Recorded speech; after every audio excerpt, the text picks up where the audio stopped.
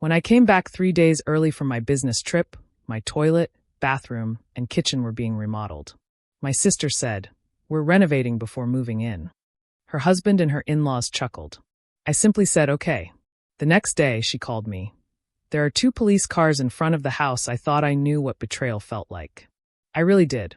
But that was before I cut a business trip short, opened the door to my own home, and found my floors covered in plastic, my walls half demolished, and my sister Amanda standing in the middle of my kitchen with a sledgehammer and a chilling smile. "We're renovating before moving in," she casually announced, as her husband and in-laws laughed behind her. My name is Maria Reynolds, and I'm 32 years old. This isn't just a story about a house. It's about reclaiming my life, my identity, and my peace. If you're watching this, drop a comment telling me where you're from, and hit subscribe to follow how I reclaimed what was mine. I need to take you back a bit to understand why finding my sister demolishing my house hit me so hard. I'm a marketing executive at a digital firm in Boston. This house, my beautiful 3-bedroom colonial in the suburbs, wasn't handed to me. I saved for 10 years, lived in a tiny studio apartment, took side gigs, and finally purchased it 2 years ago. Every mortgage payment, every property tax bill, everything comes from my own hard work. Amanda is 5 years younger than me, and from the day she was born, she was the princess of our family. Our parents adored her, gave her everything she wanted, and rarely disciplined her. I still remember when I was 12 and Amanda was 7. She took my favorite sweater without asking and spilled juice all over it. When I complained, our parents said, "Maria, you're the big sister. You need to share with your little sister." That became the painful pattern of our relationship. My toys became her toys. My clothes became her clothes. My achievements were celebrated briefly before the spotlight inevitably returned to whatever Amanda was doing. I learned to accept this dynamic because I loved my sister, and honestly, I wanted to please my parents. They reinforced this message constantly. "Maria, Amanda looks up to you. You need to be the responsible one." As we grew up, the pattern continued, escalating in severity. In high school, she borrowed my car without permission and dented the passenger door. In college, she borrowed money from my wallet without asking. After graduation, when I landed my first apartment, she showed up with a suitcase after fighting with our parents, staying for 3 months instead of the agreed-upon weekend. Despite all this, I maintained a relationship with Amanda. I told myself she was family, and family sticks together. 2 months ago, Amanda called me in tears. She and her husband, Jake, had been evicted from their apartment. Apparently, they'd missed 3 months of rent payments. Jake had lost his job at the auto shop, and Amanda's part-time work at a clothing store wasn't enough to cover their expenses. They needed a place to stay, just for a few weeks, until they got back on their feet. I hesitated. Jake and I had never gotten along. He seemed to resent me, perhaps because I had what Amanda wanted: financial stability and my own home. He made snide comments about my fancy marketing job and how people like me don't understand real work. Still, I couldn't let my sister be homeless. "You can stay on the pull-out couch in the living room," I told her, my voice heavy. "Just for a few weeks while you find a new place." Amanda was effusive with gratitude. "You're the best sister ever. We'll be so quiet you won't even know we're there, and we'll help around the house too." A week after they moved in, Amanda casually mentioned that her in-laws, the Pattersons, were also having housing troubles. Their landlord was selling their building, and they needed somewhere to stay temporarily. Before I could even respond, she added, "I told them they could visit us here sometimes." That's okay, right? They're practically family. I wanted to say no. My house isn't large enough for 5 adults. But Amanda looked at me with those pleading eyes, the same ones she'd used on our parents when she wanted the last cookie or a new toy. "Fine," I sighed, "but just for short visits." Then I got the call from my boss, Linda. Our company was launching a major campaign in Chicago, and she wanted me to lead the presentation. It was a 2-week business trip and a huge opportunity. Success could mean a promotion to senior marketing director. The night before I left, I sat down with Amanda and Jake to go over house rules. "Please keep the place clean. Don't have parties. Call me if there are any issues with the house. And please remember, this is a temporary arrangement." Amanda nodded enthusiastically. "Of course. We'll take good care of everything. Focus on your work and don't worry about us." As I packed my suitcase, I had no idea that my sister was already planning to make my house her own permanent residence, whether I agreed or not. Chicago was beautiful in the spring. My hotel overlooked the river, and under different circumstances, I might have enjoyed the view. But from day one of my business trip, something felt off. The first few days went smoothly with my presentation prep. Our clients were impressed with the campaign strategy one developed, and Linda was already hinting at that promotion. "Keep this up, Maria, and we'll be talking about a corner office when we get back to Boston," she told me after a particularly successful meeting. But my texts to Amanda went largely unanswered. When she did respond, the replies were brief and vague. "Everything's fine," or "House is good." When I tried to video call to check in, she always had an excuse. "I'm just heading out the door," or "The reception is terrible in the house right now." 5 days into my trip, my phone rang. It was Mrs. Jenkins, my elderly neighbor who'd lived next door for the past 20 years. We weren't particularly close, but she'd water my plants when I traveled, and I'd help bring in her groceries when her arthritis flared up. "Maria, dear, I wanted to check if everything's all right at your house," she said, her voice concerned. "As far as I know." "Why do you ask?" "Well, there's been an awful lot of noise the past few days. Hammering, drilling, what sounds like walls coming down. And there are several cars parked outside every day.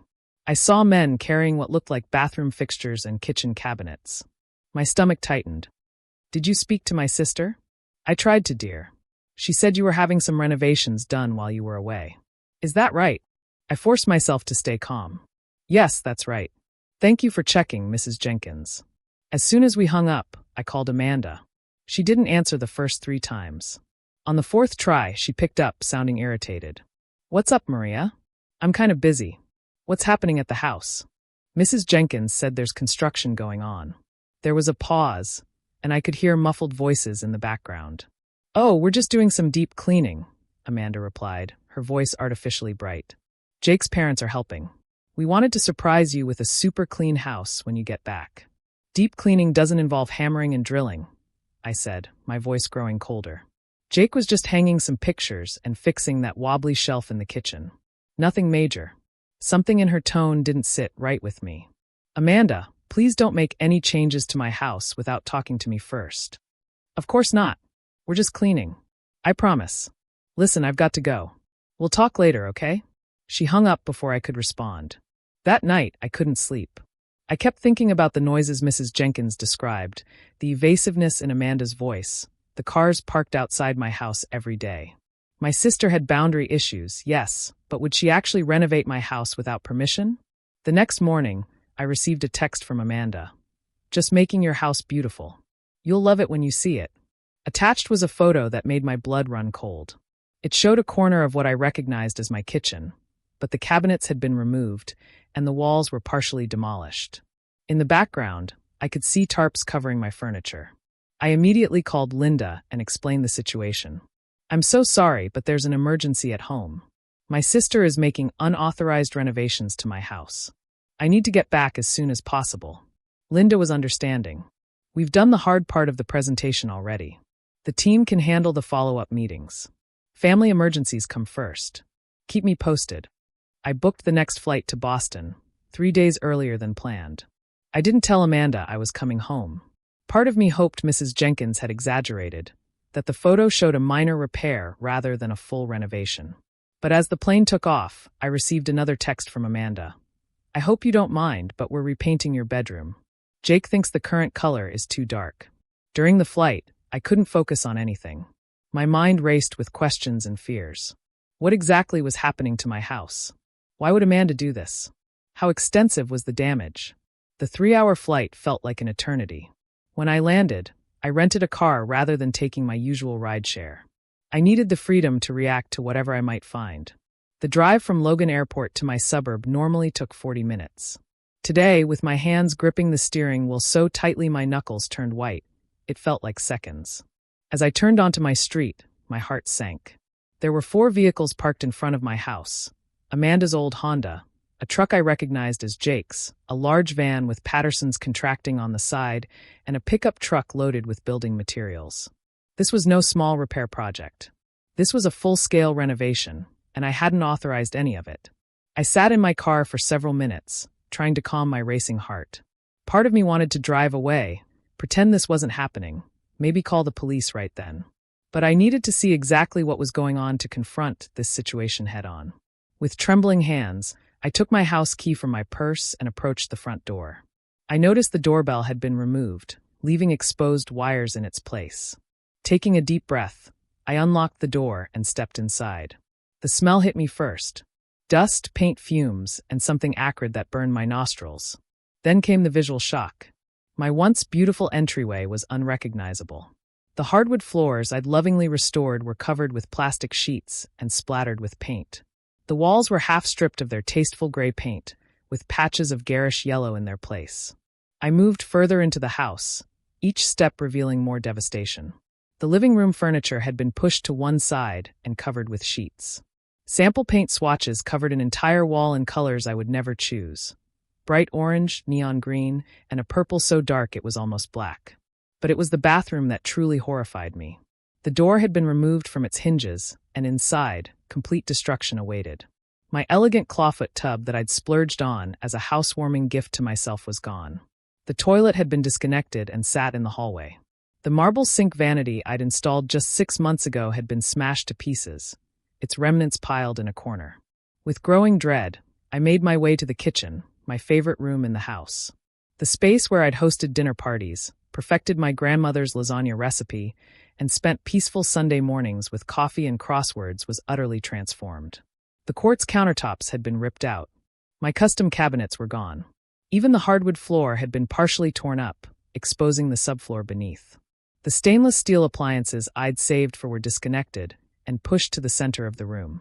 Standing in the middle of this disaster zone was my sister Amanda, wearing overalls splattered with paint and holding what appeared to be design plans. Beside her stood her husband, Jake, smirking as he leaned against what remained of my kitchen island. Behind them, Jake's parents, the Pattersons, were directing 2 workers who were measuring the space where my refrigerator had once stood. For a moment, no one noticed me. I stood frozen in shock, unable to comprehend the complete violation of my home. Then Amanda looked up and saw me. Instead of guilt or embarrassment, her face lit up with excitement. "Maria, you're back early," she exclaimed, as if I'd just interrupted a surprise birthday party rather than the unauthorized demolition of my house. "We wanted to have more done before you got back." What? What have you done to my house?" I managed to whisper, my voice choked with emotion. Amanda spread her arms wide, gesturing to the destruction around us. "We're renovating before moving in. Isn't it exciting? Jake's parents are contractors, so they're giving us an amazing deal. Moving in," I repeated, certain I'd misheard. Jake stepped forward, putting his arm around Amanda. "We thought since you're so busy with your fancy job and travel so much, you wouldn't mind if we made this place our permanent home." Amanda's always loved this neighborhood. Mrs. Patterson, a stern-looking woman with artificially blonde hair, nodded approvingly. The layout was all wrong for a family anyway. Too many small rooms. "We're opening everything up, making it more modern," Mr. Patterson added. "That bathroom was terribly outdated, and who needs a bathtub these days? We're putting in a walk-in shower, much more practical." They all looked at me expectantly, as if waiting for my gratitude. When I didn't immediately respond, they exchanged glances and then burst into laughter as if my shock was the most amusing thing they'd seen all day. "Your face," Jake hooted. "You look like you've seen a ghost." Amanda wiped away tears of laughter. "Don't worry, sis. We know what we're doing. This place is going to look amazing when we're done." I couldn't process what was happening. These people had invaded my home, destroyed my property, and now stood laughing at my distress. 1,000 responses ran through my mind, from screaming to calling the police immediately. Instead, I said the only word I could manage. "Okay." Then I turned and walked to my bedroom, needing a moment alone to think. But even this sanctuary had been violated. My bed had been pushed to the center of the room and covered with a plastic sheet. My dresser drawers were open, clothes spilling out. The walls had been prepped for painting, with my carefully chosen sage green covered in primer. I opened my closet to find my personal belongings shoved haphazardly inside. Photo albums, books, and mementos from trips abroad were piled in disorganized heaps. I searched frantically for the wooden box that contained my most precious possessions: my grandmother's ring, letters from my late father, and photographs too special to be digitized. After 10 minutes of desperate searching, I found it beneath a stack of winter sweaters.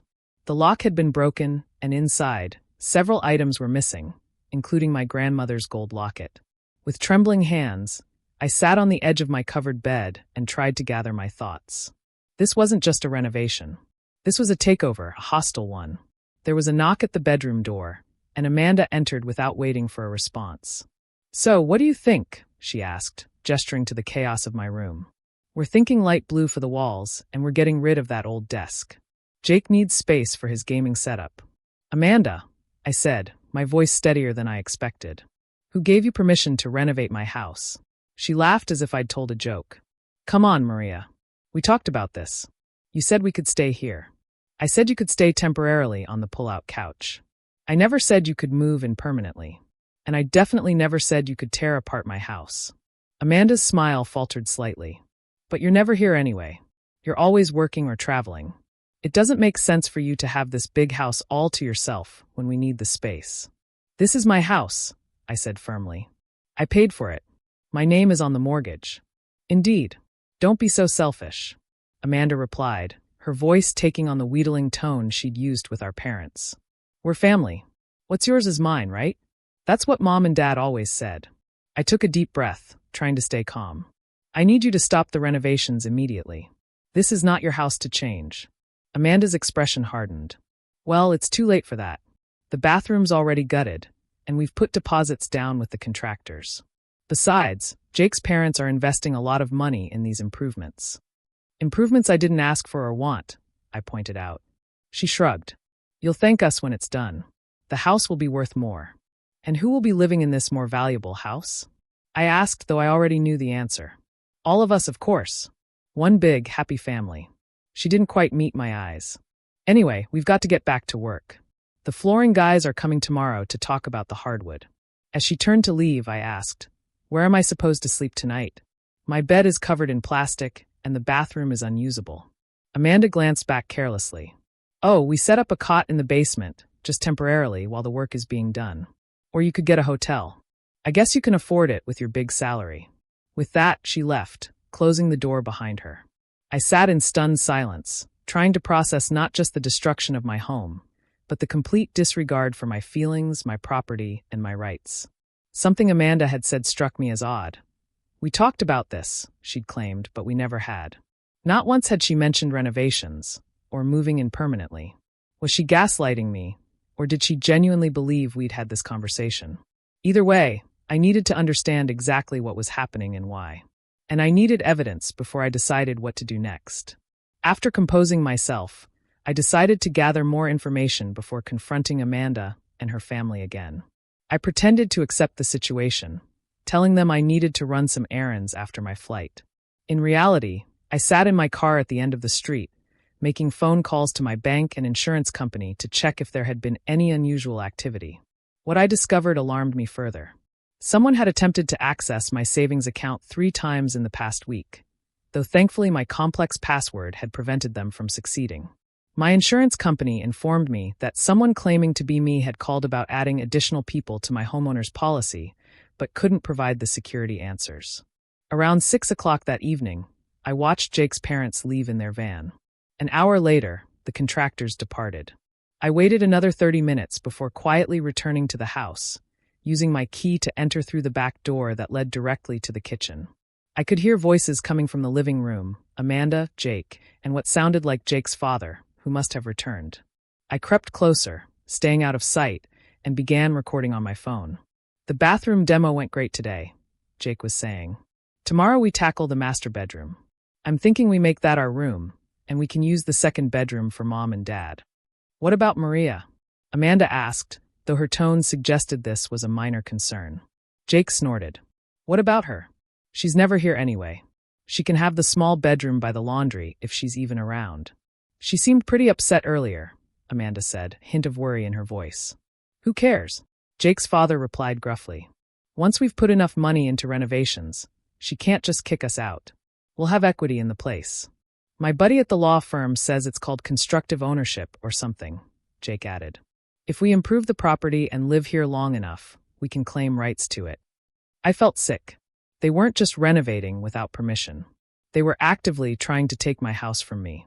"I found some of her financial documents in her home office," Amanda said casually. "Her mortgage payments are less than we were paying in rent for that crappy apartment. We'll save so much money living here. Did you find the deed like I asked? Mr. Patterson asked. Not yet, but I have her birth certificate and social security card. I found them in that wooden box in her closet, along with some old jewelry. I thought we could sell it to help pay for the new kitchen appliances. My blood ran cold. They had stolen my identity documents and my grandmother's jewelry. This wasn't just a boundary violation anymore. It was criminal. What if Maria won't go along with it? Amanda asked, voicing what seemed like her first real concern. Jake laughed. She always gives you what you want eventually. Your parents made sure of that, didn't they? Poor Maria, always having to share with little sister. Besides, Mr. Patterson added, who's going to want to live in a construction zone? The renovation will take months. She'll get tired of the noise and dust and move out on her own. Then we just don't let her back in.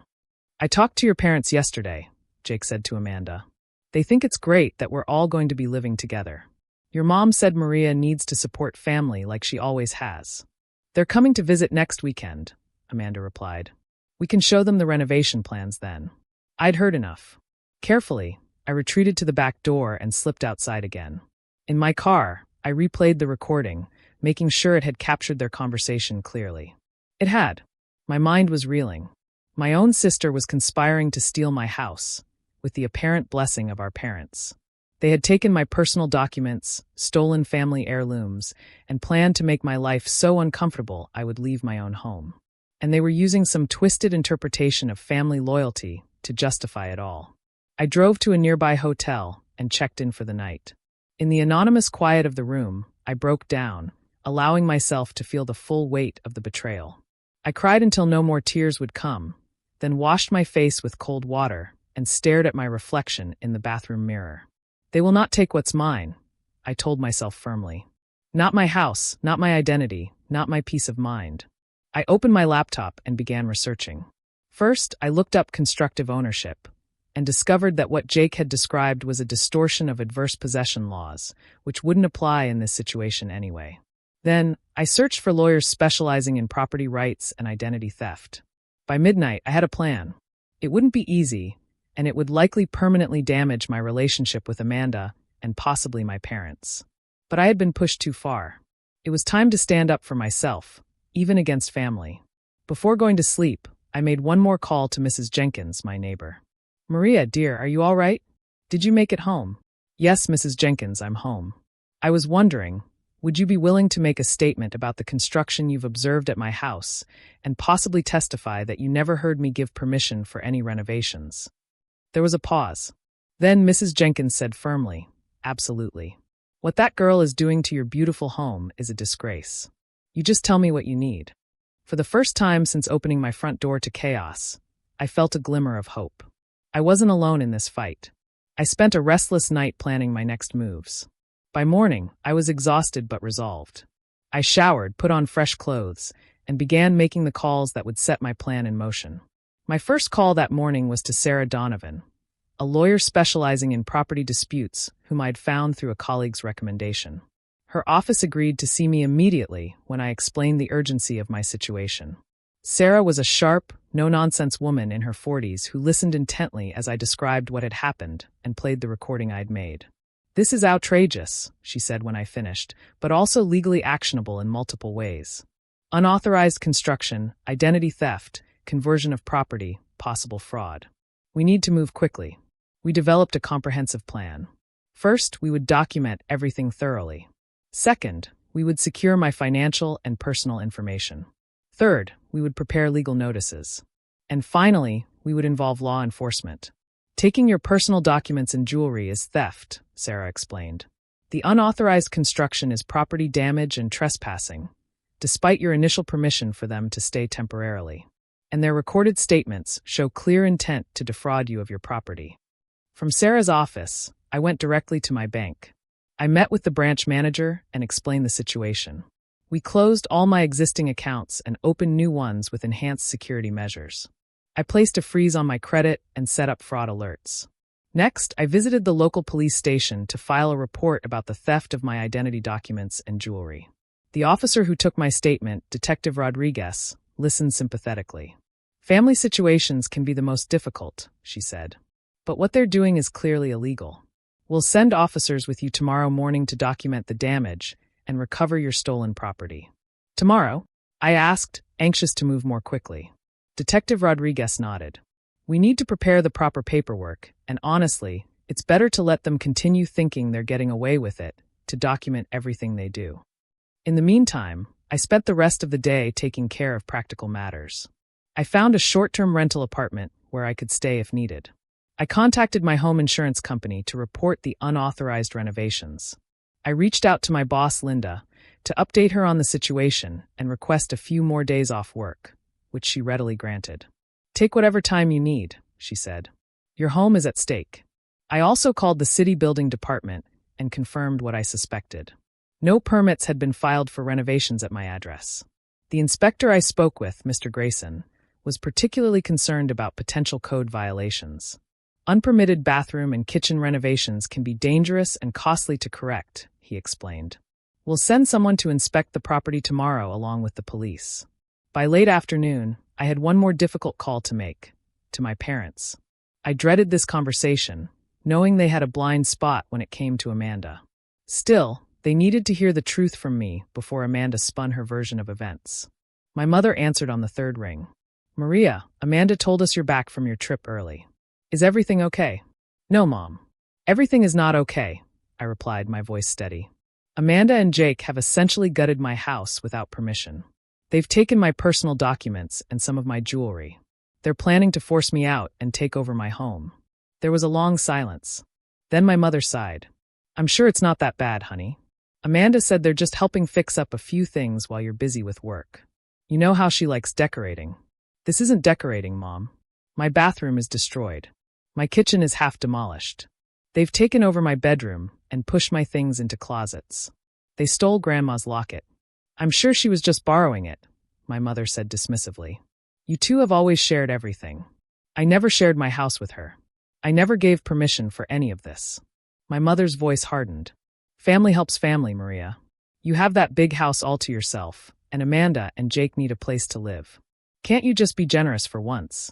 Her words stung, but they also confirmed what I'd heard in the recording. My parents were supporting Amanda's takeover of my home. Mom, I've been generous my entire life, especially with Amanda. But this goes beyond generosity. This is about respect for my property and my boundaries. I'm going to have to take legal action if they don't leave. Legal action against your own sister? My mother sounded shocked. What would your father say? He'd say the same thing you're saying. That I should give Amanda whatever she wants because she's family. But I can't do that anymore, Mom. Not with my home. You'll regret this, Maria. Family is all we have in this world. Family should support each other, not steal from each other, I replied. I love you and Dad, but I need to protect myself now. The call ended with my mother in tears and me feeling both guilty and resolved. I had expected this reaction, but it hurt nonetheless. That evening, I returned to the hotel with takeout food and my laptop. I created a detailed inventory of everything in my house, including photographs from before the renovation began.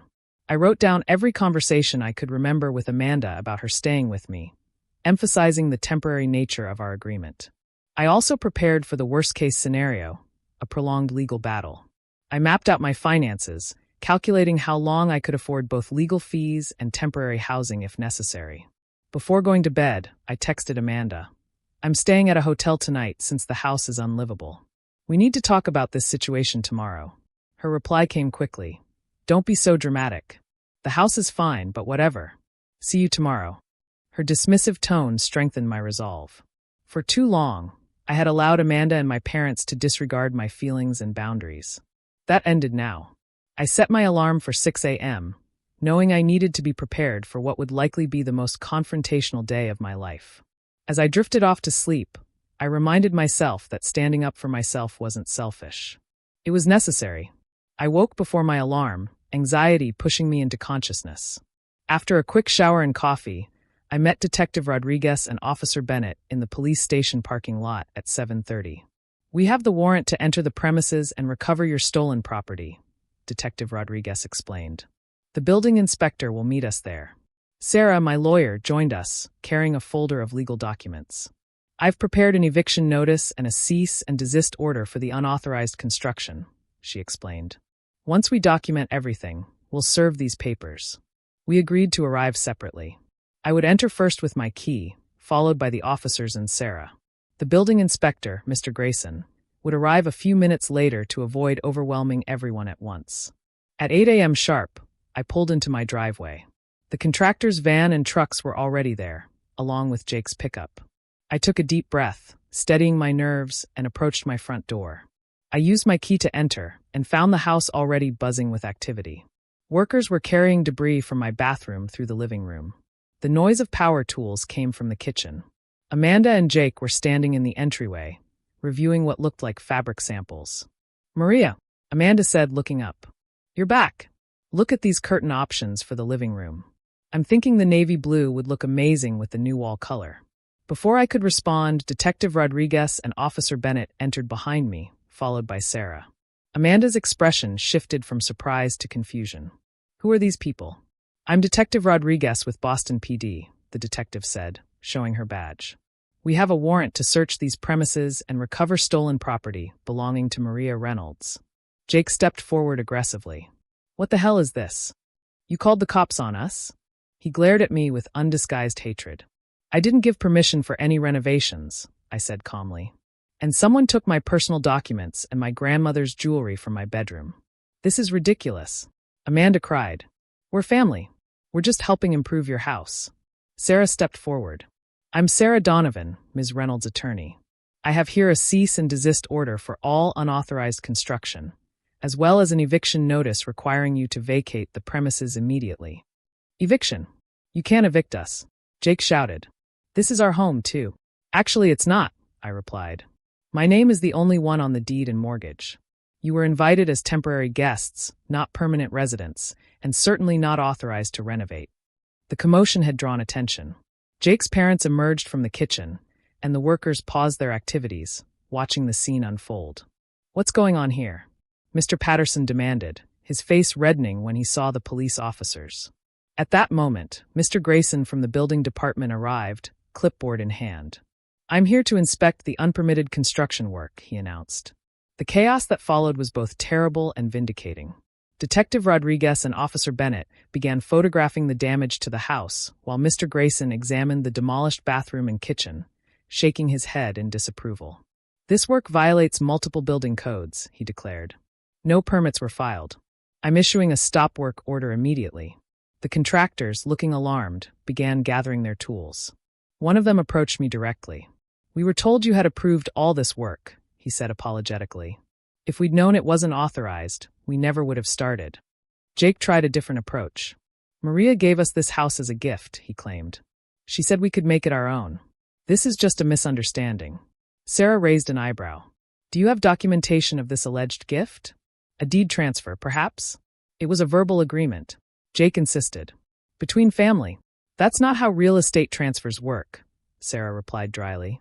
"And Ms. Reynolds has recordings of you and your family discussing your plan to force her out of her own home." Jake's face paled. Amanda burst into tears. "You recorded us," she wailed. "How could you spy on your own sister? How could you steal my house?" I countered. "How could you take Grandma's locket and my personal documents?" Detective Rodriguez returned from my bedroom, holding a small box. "We found these in the nightstand of the room Mr. and Mrs. Patterson are using," she said, opening it to reveal my birth certificate, social security card, and several pieces of jewelry, including my grandmother's locket. "Those are mine," I confirmed, relief washing over me at seeing the recovered items. Amanda's tears suddenly stopped, replaced by cold anger. "You always were selfish, Maria. Mom and Dad said we needed to share, but you never learned that lesson, did you?" "Sharing is voluntary," I replied. "What you're doing isn't sharing, it's taking. We put money into this place."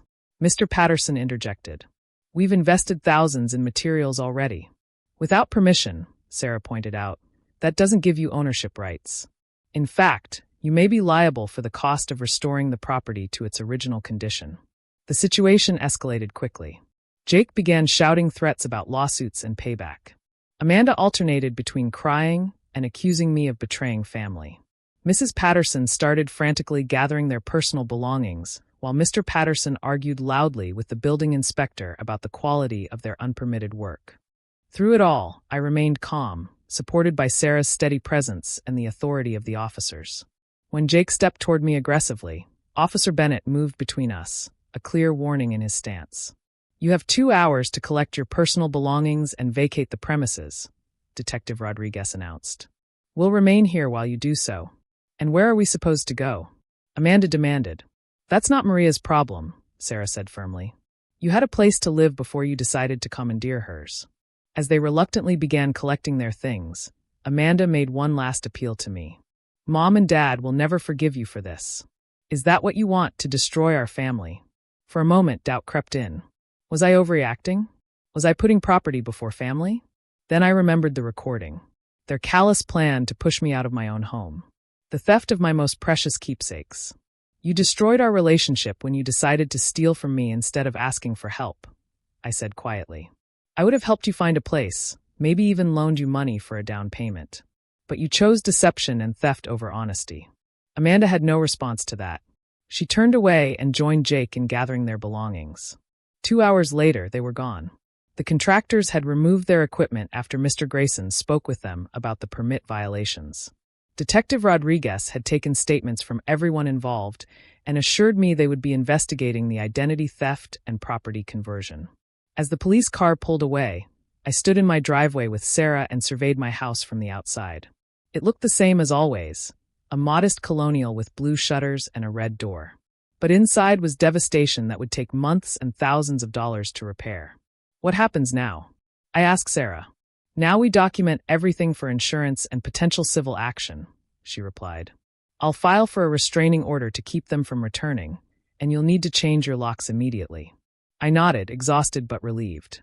The confrontation was over, but the rebuilding was just beginning, both for my house and possibly for my family relationships.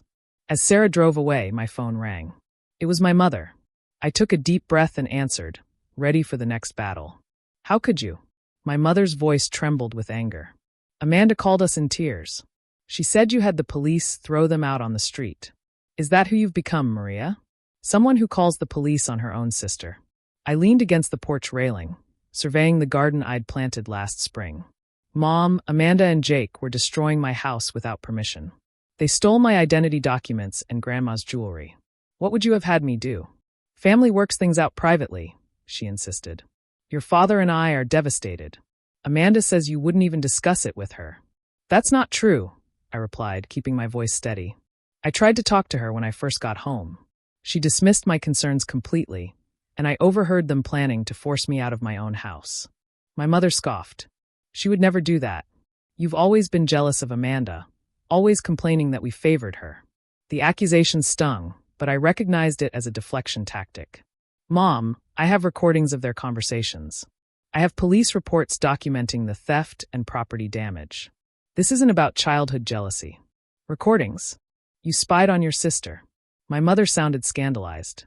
"In my own home, which she was demolishing without permission," I pointed out. "Mom, I need to know. Did you tell Amanda it was okay for her to renovate my house and move in permanently?" There was a telling pause.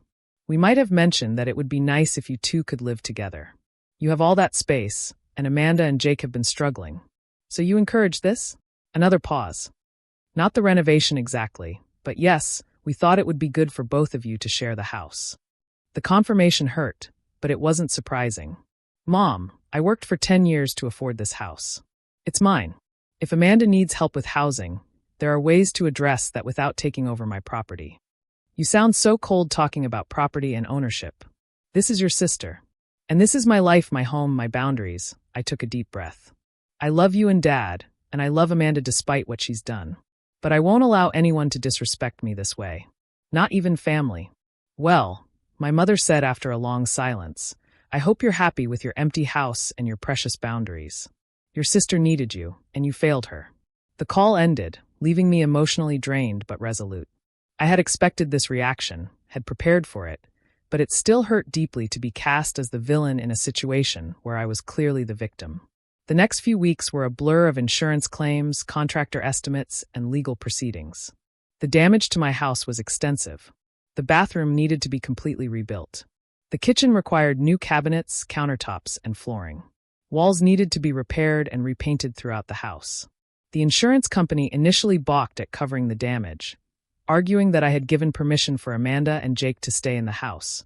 But with Sarah's help and the police reports documenting the unauthorized nature of the renovations, they eventually agreed to cover most of the repairs, minus a substantial deductible.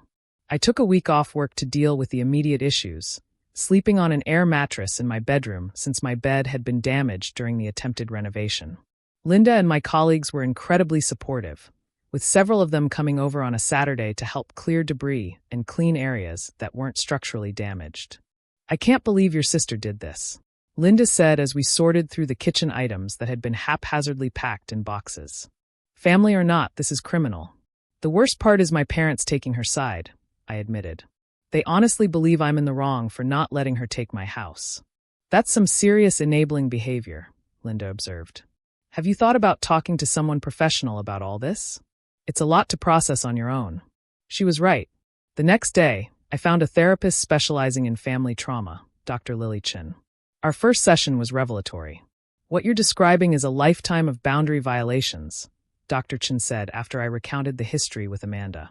"Your sister learned early that your boundaries didn't matter, and your parents reinforced that lesson. This house incident is just the most extreme example of a pattern that's been in place since childhood." Over the following months, as my house slowly came back together, I also began the process of rebuilding my sense of self. Dr. Chin helped me recognize the patterns that had led to this crisis and develop strategies for establishing and maintaining healthy boundaries. The legal consequences for Amanda and Jake were significant, but not severe. They were ordered to pay restitution for the damage not covered by insurance. The identity theft charges were reduced when they returned all my documents. No one served jail time, which was a relief despite everything. For months after the confrontation, my mother called unexpectedly.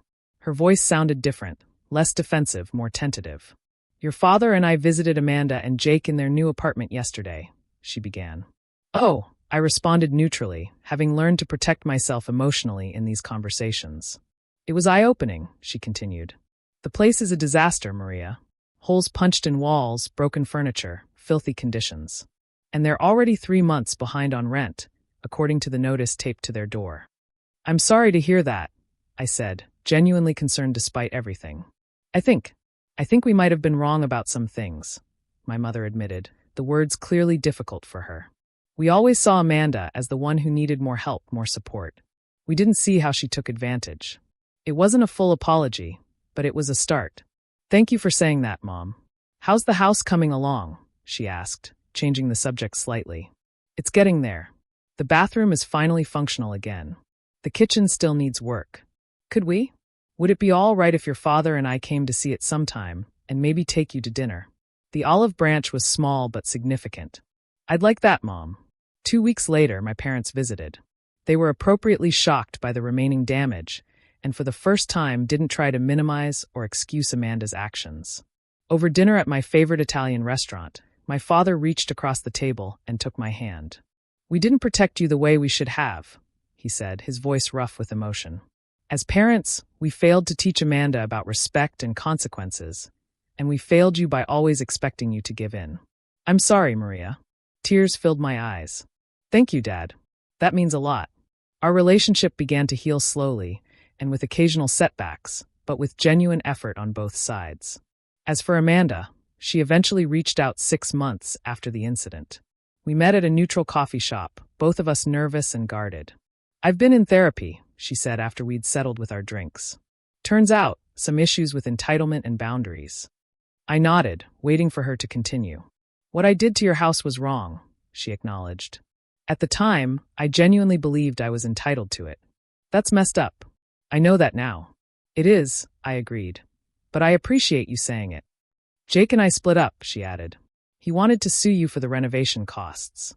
When I said that was crazy, he got really angry. That's when I finally saw what everyone else had been seeing. We talked for 2 hours, covering painful ground, but also finding moments of the connection we'd had as children before expectations and entitlement had poisoned our relationship. I didn't invite Amanda back to stay with me, and she didn't ask.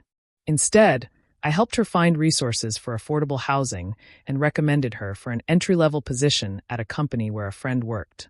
small steps toward independence that she would have to maintain herself. A year after the renovation disaster, my house was finally restored, in some ways better than before.